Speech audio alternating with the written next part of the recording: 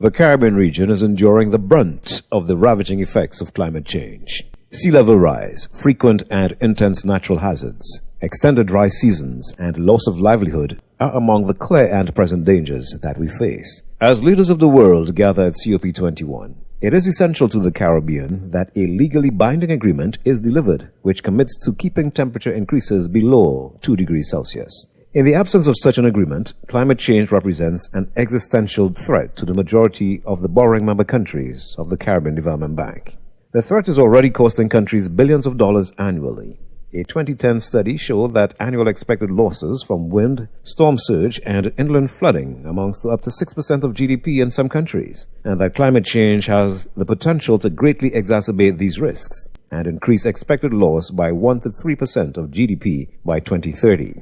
The Lilienthal Declaration recognizes the severe threats posed by a changing climate to the development efforts of Caribbean countries. This requires a significant and sustained investment of resources that member states will be unable to provide on their own. With limited resources and mounting economic challenges, urgent financing is needed to mitigate against the effects of climate change. A climate action line of credit provided by the European Investment Bank is helping CDB implement climate-resilient projects in its borrowing member countries. For example, in St. Lucia, where there have been extended dry periods since 2001, CDB has provided a project to provide residents in the north of the island with a climate-resilient and reliable supply of potable water. When the John Compton Dam Rehabilitation Project has been completed, residents and businesses will have a more reliable, climate-resilient water supply.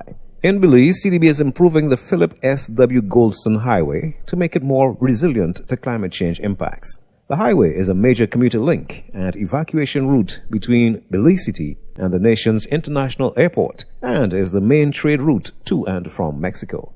CDB's Basic Needs Trust Fund, the BNTF, is also investing to mitigate climate change impacts in communities across the Caribbean region. Between 2013 and 2016, photovoltaic systems have been earmarked to provide energy in 15 BNTF sub-projects in Guyana.